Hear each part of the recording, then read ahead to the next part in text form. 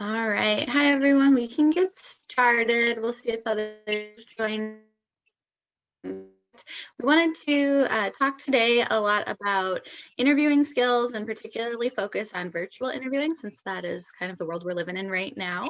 And so my name is Shannon Edminster. I am with Career Services. I am primarily a career advisor, but my title is Assistant Director of Career Advising and Success. And I wanted to then pass it over to Alvaro, who will be co-presenting with me today. So, hello everybody. My name is Alvaro. I'm also part of the Career Services Center, but I'm a student career coach. A lot of what I do is similar to what Shannon does, but it's kind of cool because since I'm a student, I can kind of have that perspective. And I'm also a business student.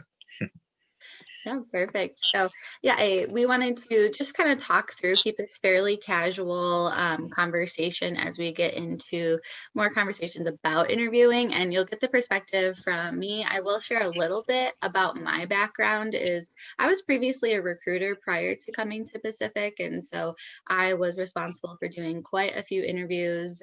Used to do 24 interviews a day, and then I also used to do about 300 cold calls for recruiting a day, and so rough job, but I learned a lot from it. And so just kind of want to talk through a couple of topics within interviewing. For any of you who are live with us today, if you have questions at any time, feel free to throw them in the chat. If you have any particular questions about interviewing, otherwise, you can always unmute and jump right in with us as well. We are recording this presentation so that we can post it after the event for others as well. So with that, Alvaro, I kind of want to start with some of what you think are some of your kind of general tips with interviewing and virtual interviewing, and what are some general tips that you've seen and learned in your time? Yeah, for sure. As far as general tips, because I don't want to go too in depth into certain topics, but I think a big part of it is doing your part in the sense of researching a little bit about the company beforehand, even if it's maybe just 30 minutes, out of your day, maybe like the day before or just like the week before.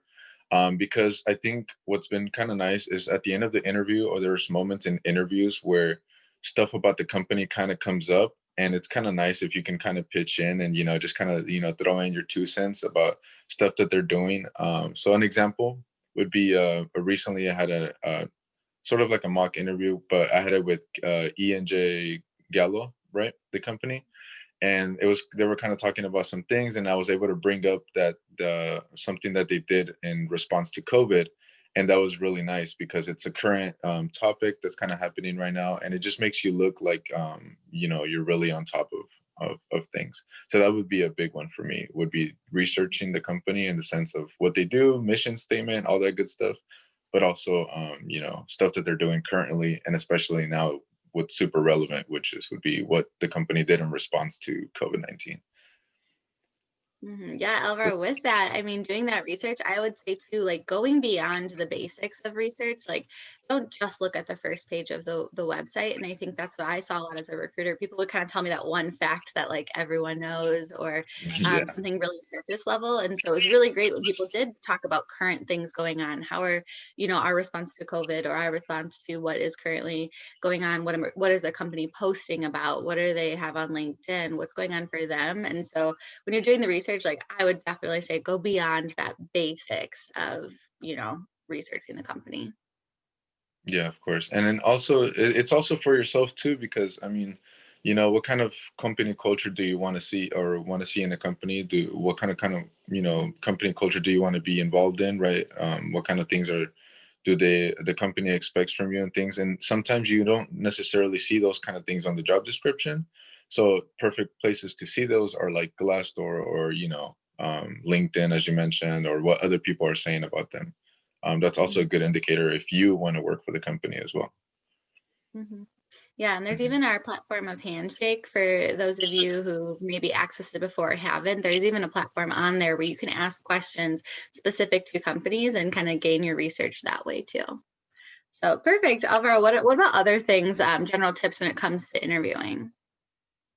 General tips when it comes to interviewing, I would definitely get a friend, or just kind of just practice the your responses. A good tip that I believe you're the one that told me this when I was first training in the very beginning. but it was kind of like have a couple of stories in your head where you can sort of not necessarily because you don't know what they're going to ask you. So it's kind of nice if you Mhm. have two or three solid stories that can kind of fall in line into anything that they ask you. So that kind of takes away the surprise element or the element of you kind of being scared of them not knowing what to ask because you know that you're going to have two or three stories that you can kind of fabricate in whatever way suits the answer. So I think that's another Mhm. good one.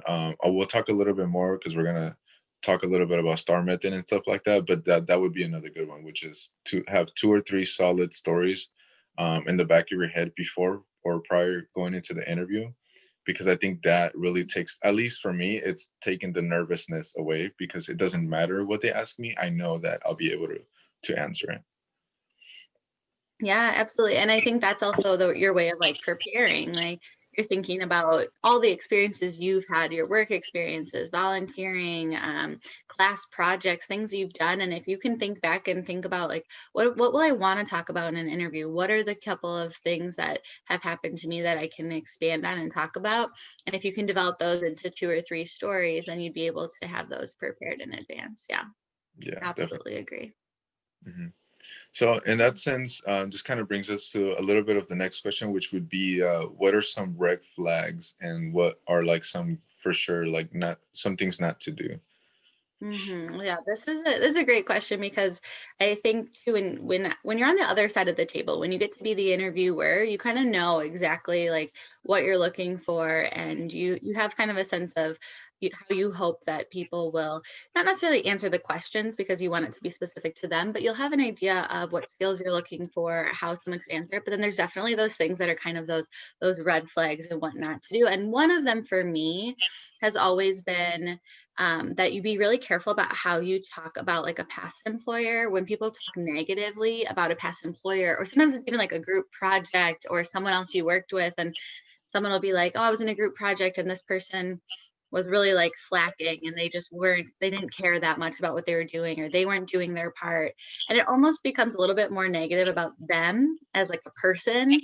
And when I'm looking at hiring someone, I want to hire someone who is, for one, kind of positive, excited, and is going to speak well of their experiences. And especially, I'm like, are they going to say that about me? Like, you start to think internally, like, oh, Yeah, like it might just give a different perception of you yeah, and kind of the way that you approach it. So when I say, and there's a lot of times in an interview, you will talk about negative things that you've been through. You might talk about like an outcome and it wasn't positive, like it didn't work according to plan. Things don't always happen perfectly. So when you're talking about potentially like a negative situation or a situation where you had conflict, what I recommend is that you just stay really objective and just stick to the facts of what happened in the scenario or in the situation you were in, and that will kind of eliminate someone from saying like coming off like negative about people and keep it more focused on like the facts of what happened, which yeah. makes No, sense. Yeah. because I actually it made me smile when you said that because I was like, man, what are some like red flags? 'Cause I'm so used to just knowing like what you should do. So like, what are some should not? And now that you mentioned that, it's funny because when I had that mock interview with another for one of the classes. But yeah, one of the things she mentioned was that she liked that I kept it really, like you said, really general and not too specific on the end of like the other people that I was working with. Mhm. Because again, you don't want somebody, to badmouth somebody because then if they do hire you, then you're likely to do that within them. So yeah, that's a Mhm. really good one. It's kind of like a not a hard one, but it's something that's easy to forget because if you're in the moment and especially if there's like an emotional attachment because it's maybe it was like a bad experience or something like that, then it can be really easy to forget and then just start, talking. Mhm. But definitely something to be aware of for sure. Yeah. So Yeah, that's a good. that's just yeah, it's just something that I've always kind of looked at when someone's done that. And I'm like, oh, like I don't know if Right. is that how you're gonna be when you're working with me? Because part of interviewing is gonna see how well do you fit with the organization. And I think if you could just avoid that, but stay objective. Like, I mean, there's a lot of times I talk about things where I'm like, that did not go according to plan, or that's a little bit of a conflict. But if you can just stay really objective, it just allows like you to still say the example and the experience, but it also allows you to have a positive perception of who you are. going into an interview. And then another red flag that I've seen is when people are really quick to jump into like, what's the salary, benefits, vacation, when they bring up a lot of those topics as from the interviewee perspective. I would say if you're the one being interviewed, avoid asking questions about salary or benefits, vacation time, anything like that. Let the employer really drive that conversation and be the first ones to approach it. Be prepared to have that conversation should it come up, but be careful in an interview that you don't necessarily bring that up first. Let that be driven by, because it comes off a little bit like, oh, okay, like I know we're here for money. Like that is part of why you get a job. I get it. But at the same time, like, I don't even know who you are as a person yet. Like, let's get into that. Let's see if if I'm ready to make an offer and we can discuss that. So I've seen people bring that up really quick, and that's been kind of a red flag for me. Yeah, yeah. So it's something that I haven't really encountered yet, but I remember that from the the stuff that you've told me. So that's another good one because yeah, you do kind of want it's kind of those one not necessarily a touchy question, but it is something that you want the employer to bring up first, for sure. Yeah, yeah, and I just think if you come in it too quick, it's about perception. Like a lot of interviewing is like just perception. You don't know who you're interviewing with, you don't know their personality, but when you do that, you just want to prepare and kind of let them drive some of that conversation so that you'd come off better as a candidate. I would say that those are a couple of my red flags. Yeah. For sure. Yeah. So going into the next one, did you want to talk about that, Shannon? Yeah, so a couple of things that since this is really also focusing on a time of like virtual interviewing, I wanted to jump in with that a little bit here, Alvaro. If we can talk about, do you have any tips for someone who's doing a virtual interview, something like this, like on Zoom or on Skype or another platform? Do you have any thoughts there? Yeah, so there's a lot of I think it's just a lot of the same, but there's a lot of smaller things that may help you in the process. So I think one of the big ones is the whole fact that it's simply because it is virtual, you have to be careful with the whole internet thing. So the only reason I bring that up is because it's kind of like been problems for me in the past. But I think a good thing would be just to either check the Zoom link or some way of you checking to make sure that your internet connection is at least enough before. I know it seems like something that may be obvious, but it's just good formality to kind of just make sure that the internet is working. Sometimes it can be really laggy, so maybe if you're doing it on your computer, try it on your phone. Just try different things so that it can be as smooth as possible for you. Because the last thing you want is just to be talking in the middle of it, and then there's like a gap with like they can't hear you. And they're like, "Oh, Mhm. sorry, we couldn't hear you," and you're like, "Oh snap, what I said was really good," and then you just forget. So you don't want Mhm. that to happen. So that would be like a big thing. But as I far as 100% yeah, agree. Sorry if I cut you off. That is something I think about. I mean, I was doing a presentation and my computer started doing updates, and I was like, okay, so then I had a backup on my phone, and that was good. Like, you never know what's going to happen with technology. So, as much as you can prepare, I would say have it ready on your phone, have it ready on your computer. If something happens that way, make sure you have the phone number that you can contact them by.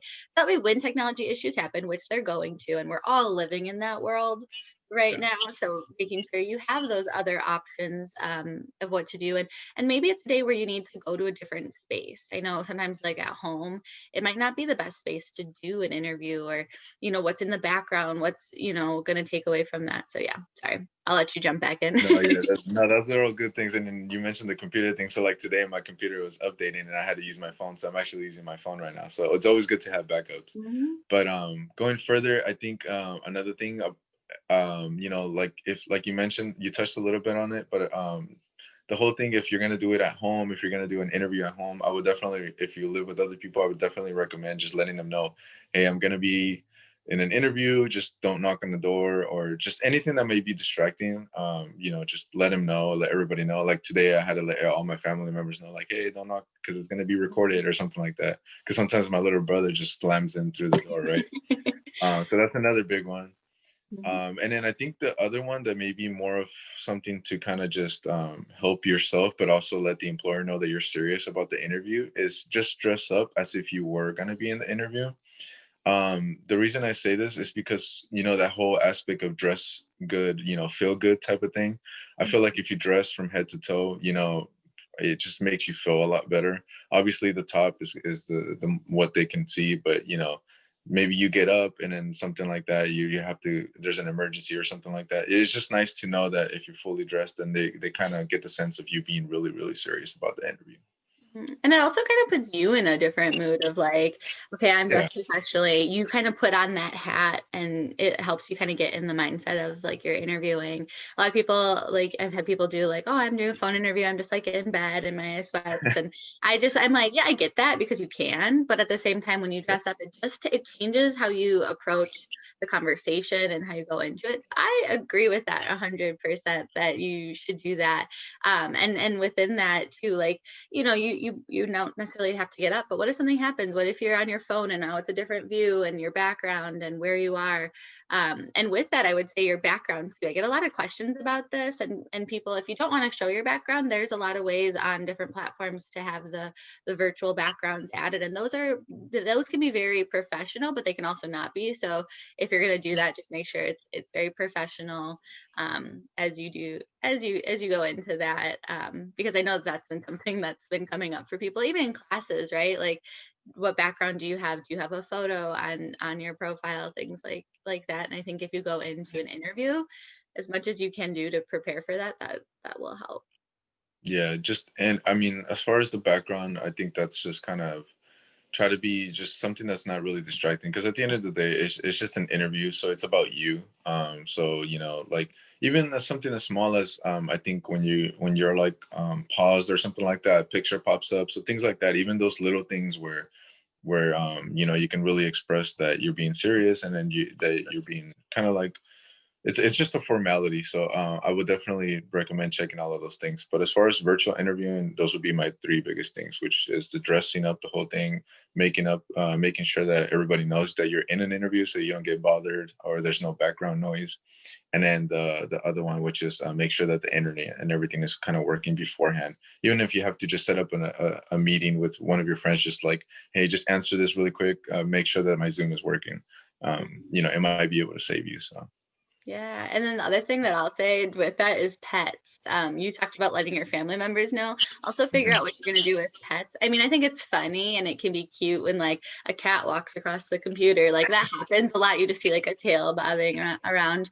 That happens. But when you're interviewing, if you can kind of set them away from where you're going to be for that time, I mean, I just think that goes a long way. Yeah. I think everyone's pretty understanding that it happens, and we're all living in this world where it's comfortable. If the dog's barking, I mean, there's not much you can do in a lot of situations. However, just being able to say, like, they're fine, I apologize for that. And then just keep it focused on your skills and qualifications and kind of come right back to you. But pets are one thing that I kind of see in an interview setting as much as you can, and especially in a virtual interviewing setting. Yeah. Yeah. Oh, and another thing too, before I forget, that just came to mind is also, it's really hard to, but try to practice when you're in the interview. Try to practice looking at the actual camera. I guess it looks like you're looking at them. So I'm so used to looking at the people like on the screen, but it kind of looks like, some people say that. I remember a long time ago, pre-COVID, I had a virtual interview, and I was kind of like looking at them because it was my first time doing it. Didn't know what I was doing, and at the end, she said that she would have liked if I had more kind of like eye contact because she felt like I wasn't paying attention. And I was like, no, I was paying attention, I promise. But it's just kind of like the thing that it gives off. So it may not feel like it for you, but that would be just something really small that may help you. So Yeah, I've had one thing that I would say to kind of answer the question that came in about how do you stay focused on looking at the camera versus looking at the person. What I do yeah. is I move the pictures of the people I'm interviewing like as close to the top by my camera as I can, because like right now I'm not looking at the camera, I'm looking at the screen and Me too. at us. But I would say like they're right under the camera. So I would try to move that. And something else that I've done sometimes is I'll put like a post-it note over my own face. So that I'm not like watching myself, which I think people do. It's just like a kind of a natural reaction that you're like, oh, like what do I look like as I'm saying Yeah. this? Like you kind of are tempted to look at yourself. So sometimes I put a post-it over me so that I kind of focus on them, but I would try to bring their picture, their image as close to the camera as possible, to kind of make that happen. Now, most people, we're all doing this so much now that I think a lot of times they're going to be a little bit more comfortable with like if you look down, like they're still assuming you look at the camera, but that's something that I recommend. And then one other kind of tip with interviewing that I do, especially for virtual interviewing, is when you're on a phone interview or virtual interview, when you're not in person, you can have notes with you, you can have that, but sometimes that's distracting and almost takes away from, like, you look down to like read and everyone's like, Mhm. well, it doesn't look like you're paying attention. What I would do is if you have a couple like key notes, like bullets, like real short things, just like a reminder for you of like, I want to say this in an interview. On a virtual interview, what I would do is post like post-it notes kind of around like the edge of my computer screen. I wouldn't do a ton because I don't want to get distracted, but sometimes I'll just have like a key reminder of like, I want to talk about this, or like a quick reminder there. And I would say if you could do the post-it notes and kind of keep them closer to the camera as well, so that if you like look away quick, okay, yep. But it's not like you're looking down. So Right. if I'm on the computer, I like to put it around the edge there. If you're on the phone, you can have it in front of you wherever. But that's something else that I've encouraged people to do. Is kind of like a little tip you can do when you're doing a virtual interview. I might actually have to take you up on that because I have my notes on my iPad, and when I do like information or interviews and stuff like that, I really want to look down, but I also don't because they're like in the middle of saying like this, something that's like really good, and I want to stay focused with them. And I'm like, but if Mhm. I look away, it's gonna look like I'm not paying attention. So I just like don't, and I never get a chance to look at my notes. So I need to get some sticky notes and put them on the I know, computer. like sticky notes, Yeah, and that's sometimes like I've so even like easy. taped them so they don't. I like extra make sure they won't fall during the Yeah, interview. But it's been something that I just think is like a small thing you can do where it still looks like you're paying attention, but it does give you that security of having like your notes in front of you, kind of. And I wouldn't do like, I don't have too much written in front of me. I really wouldn't, because I think you'll almost get more distracted by that. But maybe there's just a couple keywords that'll help you think of like what you want to say next, or make sure that you mention something throughout. I have found that helpful during the interview yeah. itself. I think something simple, yeah. Because what all I would have done if I was in an interview is I would just put like maybe like my strengths and weaknesses just to worse, just so I don't forget. Mhm, Something simple like that, because then it just kind of triggers the thought in your head, and you can just kind of go off that. But yeah, that's a really good one actually. So mhm.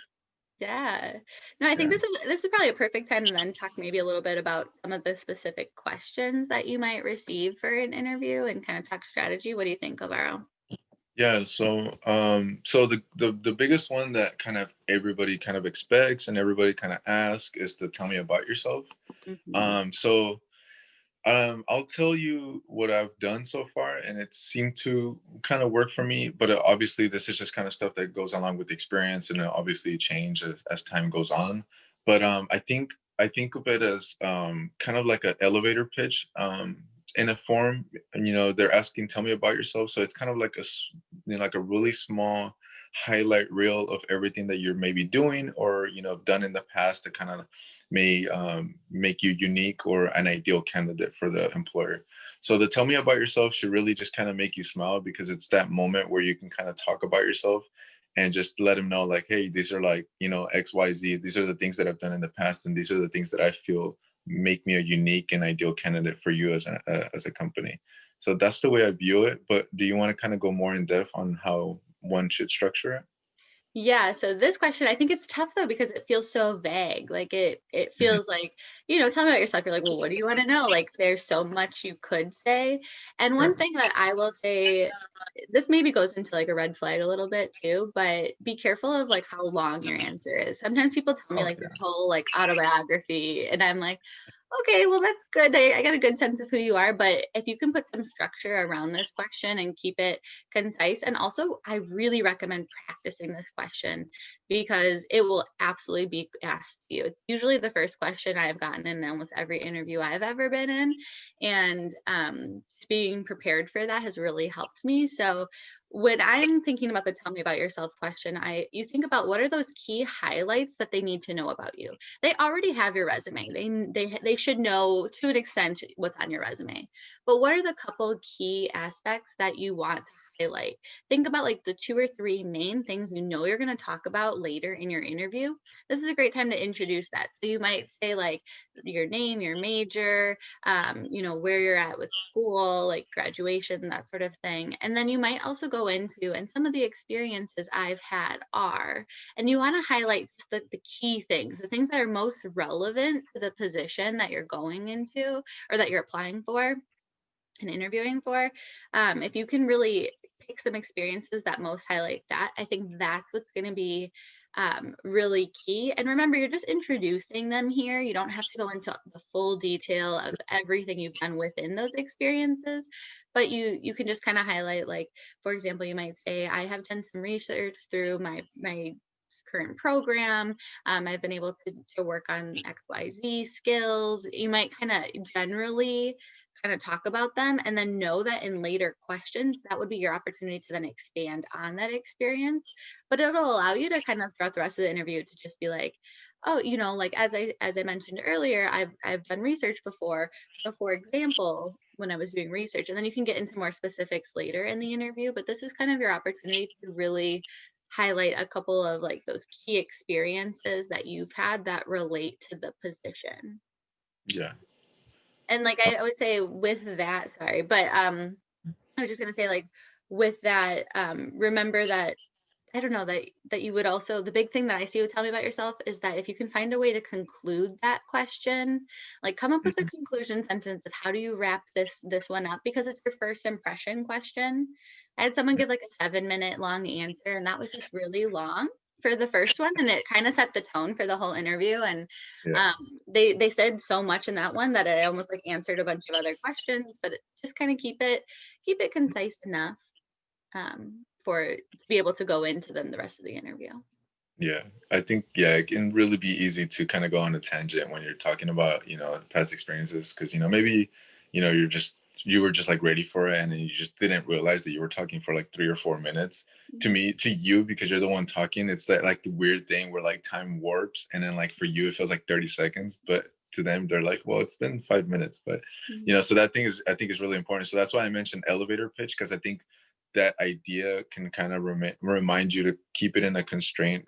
So practicing, in the mirror or however you want to practice is really helpful. I think so. Like for me, I usually find it from the experiences that I've had and what I, have had so far, a 30-second to like 1 minute window of like just, not talking too fast either, but just explaining tell me about yourself is usually okay for me. And it's worked for me so far because like you said, it also doesn't answer all the future questions that they're probably going to ask me anyways.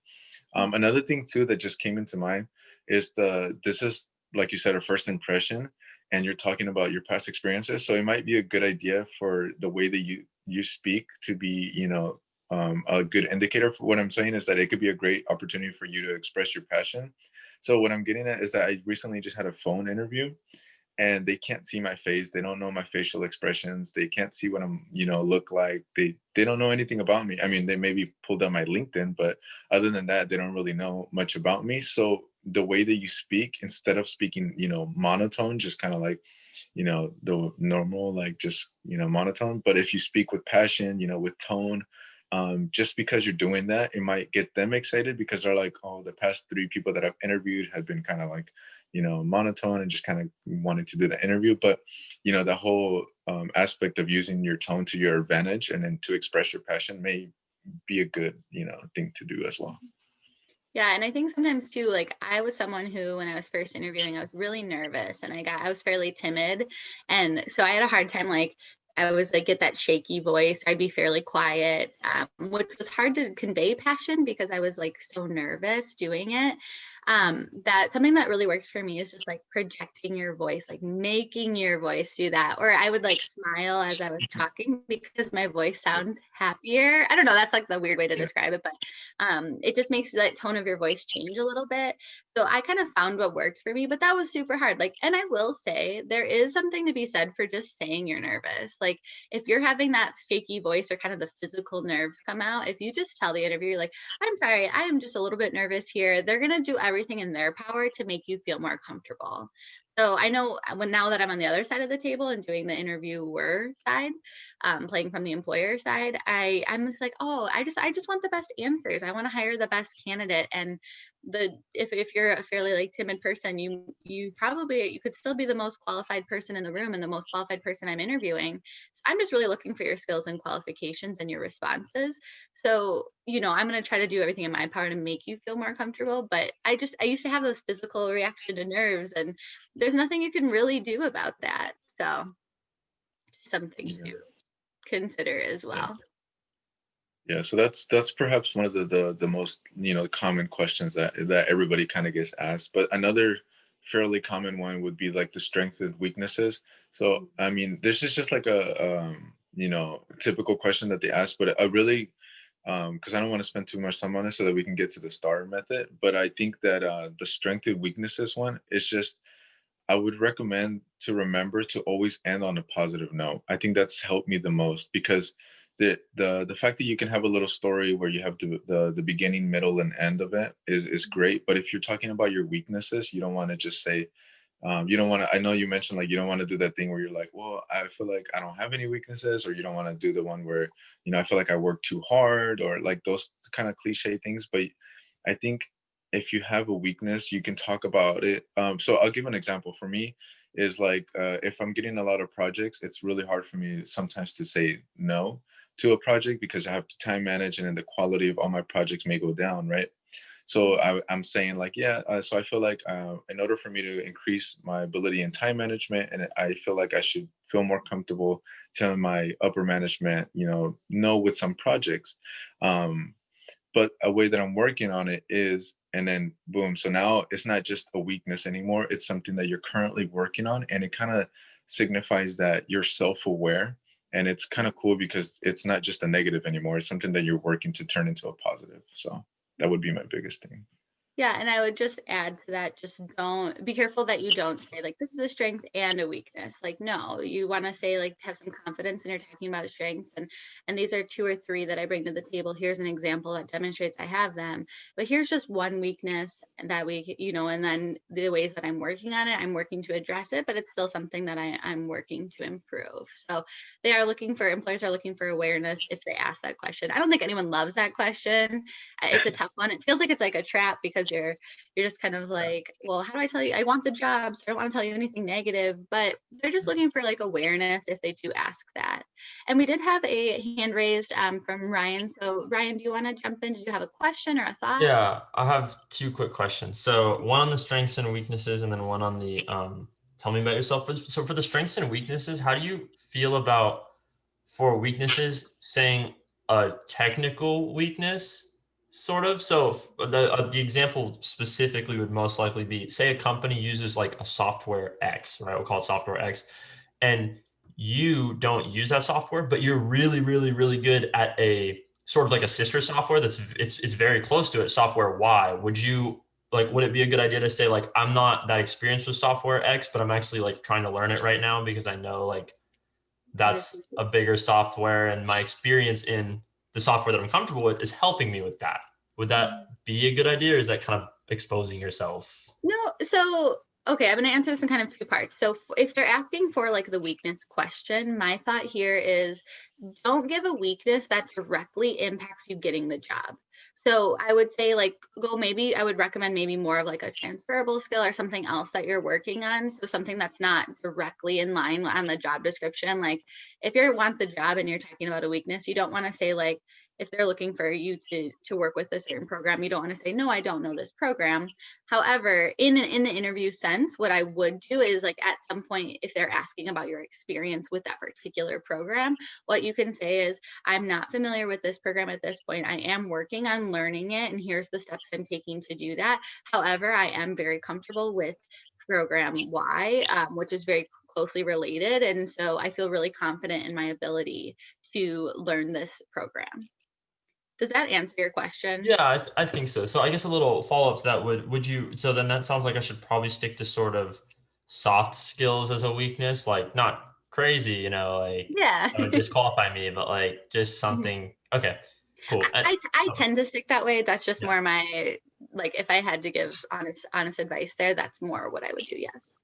Okay, and then for the tell me about yourself, I guess I'll just can I run like a possible one by you that I'm like, because I'm struggling with how to maybe lead in, right, rather than just saying, hey, like my name's Ryan, and then like I did this and this, or what, like how do you feel about us sort of giving the three like main points of, say, like our sort of work philosophy? For example, like I like always seek knowledge, and I really think like good communication ability is important. And then some third one, and then you follow that up with three quick examples like of what you did to show that you live up to those three things. Is that like sort of a Yeah. I love that. I think okay, cool, that's a great, great intro, a great way to kind of show who you are through what you value and what motivates you, what okay, your passion is. Yeah. cool. Thank you. Hmm. Perfect. Okay. Well, if others have questions, feel free to jump in at any time, just like Ryan did there. But thank you, Ryan, for those initial questions. So with that, Alvaro, I want to kind of talk a little bit about those example questions. So another thing that we often see in interviewing is when an employer is like, tell me about a time when, or describe a situation in which, or give me an example. Those questions come out quite a bit in interviews. So Yeah. how would you go about, what strategy, or how would you go about answering these questions? Right. So I think the greatest indicator there is the fact that you're, the tell me about a time when kind of aspect. I mean, obviously it can be asked in a couple different ways, but I Mhm. think that when you hear that, it should click, or at least for me, what it's been working is that whole STAR method. So the STAR method, the situation, task, action, result thing, it's a really good form or structure for you to be able to answer your questions without going on tangents and without fraying from the last part, which is sometimes the most important, which is the result.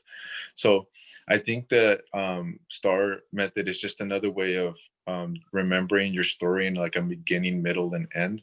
You start with the situation. You start with, so when I was working in a project in at school. You just tell the whole situation.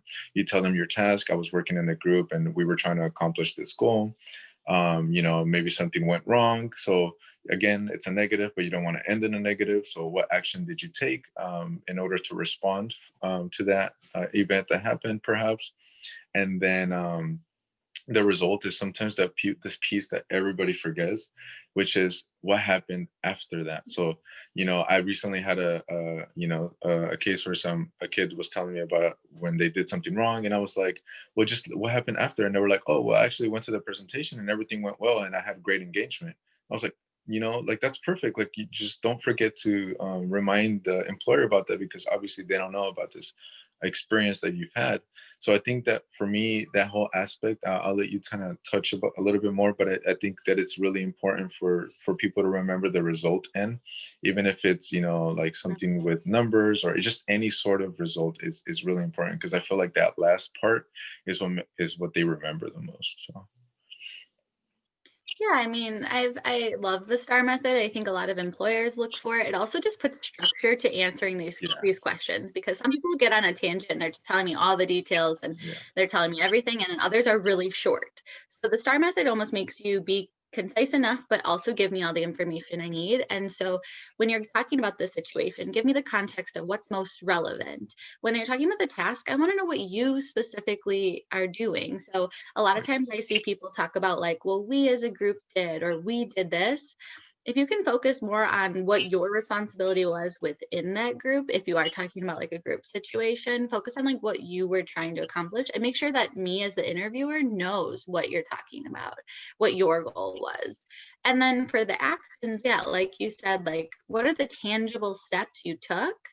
But then lastly, like you said, the result, yes, like this is the one piece I see when I'm doing mock interviews and helping students prepare, is that they tend to forget to mention the result, or they just mention it and it's done, where I almost want to know, like, what did you learn from that situation? If you can talk about like your takeaway with your results, if you can say you're talking about a time you handled a conflict and you tell me about the situation task and what you did about it, the actions, but then did it work? Were you successful? And what do you do? What do you now know if you ever have a situation like that in the future? What do you now know about that?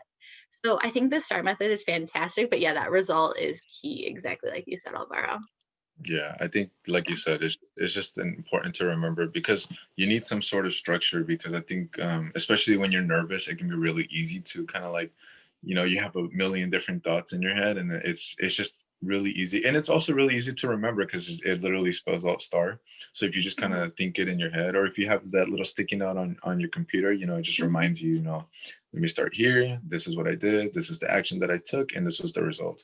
And it also makes you look even more prepared, you know, even though you would have probably gave the same answer in just a different form. But just because they know what STAR method is, and just because, you know, it makes your answer really structured, it just makes you look that much better. Mhm. Yeah. So I think this kind of naturally brings us right to kind of like wrapping up an interview. So we've talked about a couple of the main questions. And so at the end of an interview, I think Alvaro, you would agree with me that it's really important that you ask questions then at the end as well. Because an interview is a two-way street, and this is your opportunity to interview them in return. And so you do want to make sure that you have questions prepared that you would ask them. One thing, like almost red flag again, like something that I would say, I've interviewed people and I say, okay, well, that's all the questions I have for you. What questions do you have for me? And they'd be like, oh, I'm good. Like, no. And I'm like, oh no, like, tell me more. Like, this is your opportunity to connect back with me. And so I do really encourage that you have questions prepared, because it just makes it seem like you care, like you want the job. And I would say typically for a phone interview, I prepare like 3 questions. Now, you might not ask 3 at the end of it, but you want to have them prepared and ready. If it's a virtual interview like this, like live, or if it's in person, if we get back to that in the future, which we will, but if it's live, then I tend to prepare like 5 to 7, but I might only ask 3 or 4. So I like to over prepare, because what if they answer some of your questions during the interview, or, some of that. So those are some of my tips with questions that you should ask. Alvaro, do you have any like thoughts, like just on the top of your head, of like questions that you might ask at the end of an interview? Yeah, as far as like tips, I think, yeah, just being prepared, because I think the biggest thing that's helped me was when you say the two-way street. I know it's like something small that you said, but it just puts it into perspective, and it reminds me that I'm also there to figure out if I want to work for them, Mhm. and not just the other way around. I mean, I know sometimes, it may seem like like a company that you want to work for, but maybe you ask a question and it kind of tells you something about the company. Like it could be anything, like maybe, like if you ask something about like, what does progress look like here, how quickly can you move up a chain, maybe you have a certain, thing that you want in a company, and you want a certain way to move up, and they have a different way, and that kind of just tells you, well, maybe, it's just a good indicator. And then when you mentioned two-way street, that's always kind of stuck with me, because it kind of puts me in place, and it reminds me of the perspective that I have when I go into Yeah. an interview. So It's like you have some power in the interview right, too. yeah, it's not just Yeah. them asking Okay. the And then question. Brandon, I see that you have a question. So you want to jump on in? Yeah, so this has been kind of one of the problems I've been having during this kind of virtual phase. I've interviewed with about 3 companies, and within this past 2 or 3 months, and each time we'll get to kind of the end, they'll have a 30-minute clock on for how long we'll be interviewing, and we'll get to the end, and it'll be about like almost like at most I'll have like 2 minutes to ask questions, or it's already over. I've had it already be over for the past 2, where they're like, Mm-hmm. they are saying like, oh, I have to get it to a meeting, but do you have any questions? And then I've had someone say like, we're 3 minutes over, but if you have any quick questions, how do you, because for me what that really does is, now when I'm interviewing, I'm looking at the time and I'm freaking out and I'm adjusting my answers, and that's making my answers not as good, because I'm stressed out about asking questions, or I'm put off and I'm like, oh, they don't really want me to ask any questions because I don't have time. Do you have like a kind of just a way to kind of deal with that, and to deal with it from case to case? Because I realize it won't be the case every time where it's a 30-minute No. interview, but it is a little stressful when I almost feel like I'm making them stay longer than they have to. Yeah, and I would say there's a couple ways I would approach this, and that's hard. That is kind of the world we live in, of like, hey, I have a next meeting. We get that. But with that, what you could do is a couple of things. I wouldn't worry about the time. Take the time to give your answers first. Focus on that. And then if you do have some questions at the end, you might say, I know we're short on time. Do you have a few minutes where I could ask a question? Otherwise, I'd be happy. Would you be able to answer some if I emailed you a couple of questions just as a follow-up to today's conversation. So you can kind of give them the option and show that you're flexible and understanding of like their time and their schedule. But then you could always say like, I'm really excited about this position. I did have a couple of questions. If you have time, if you have a couple minutes, I'd love to go through them. But if you have to go, I absolutely understand. Would we be able to do like a follow-up in terms of like, I can send you a couple by email, things like that. Okay. That might be my way of approaching it, because it stays professional. It shows flexibility, but it also shows that like you want the job and that you're excited, and that's why you have questions. Yeah. Because I even had like the whole 30-minute window too, but I think that just comes, like you said, just make sure that you answer your questions that you have, and I mean answer their questions, and I think the whole answering them in a certain time frame comes with experience too. But I think that following up is a big one, and it also gives you a chance to kind of connect with them, maybe through their email, LinkedIn, and other forms that you can kind of maybe even message them further. So yeah, that was good. Mm-hmm. Yeah, it'd be something you could put in like a thank you email to them. Like, thank you so much for your time. I appreciated the time you took to interview me today. I know we've mentioned a couple of questions. These are just some things that I've been thinking about. If you have any time, I would really appreciate it. But yeah, I think that kind of keeps you focused there. So did that answer your question fully, or do you have any others? No, yeah, that got it. Thank you guys. Perfect. Okay, so I think from here we can just talk about just last tips that I have for just concluding an interview.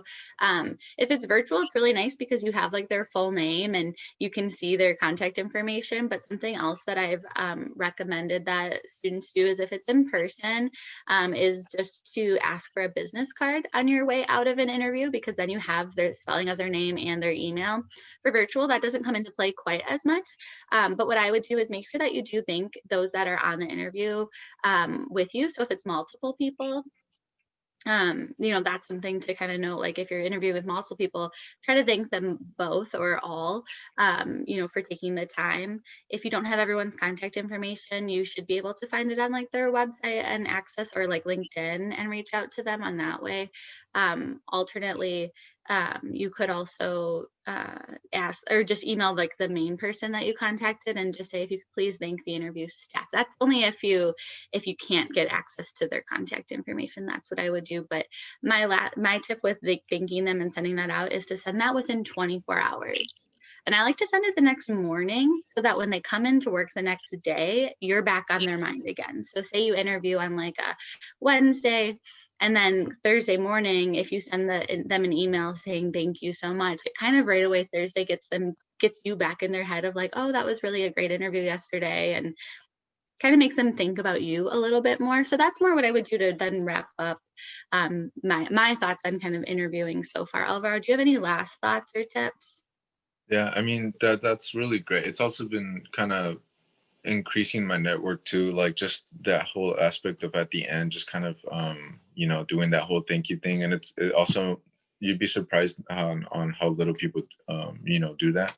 But I think another thing, just really quickly, I mean, for me as a student, because right now I'm looking for internships and stuff like that, what I've been doing with interviews is when I know who I'm getting interviewed by, I definitely take the time to look them up on LinkedIn or any form of way that I can, because it kind of allows me to see them and their experience and how they got to where they are today.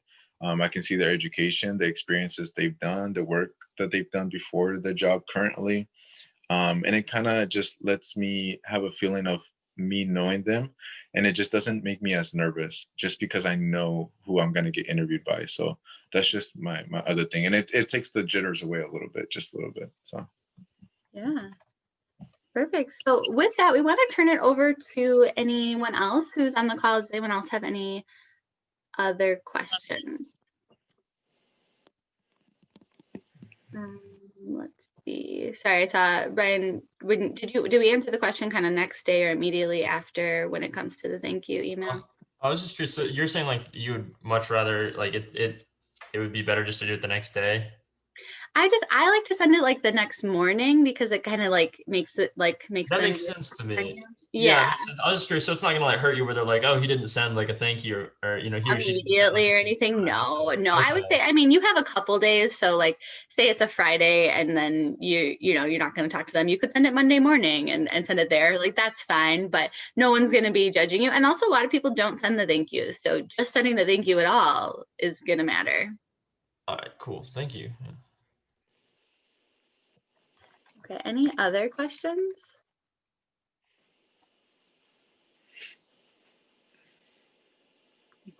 I'm not seeing any come in. So with that, thank you for joining us today if you're live. And so we appreciate you doing that. I'm typing up just a little bit about how to contact us.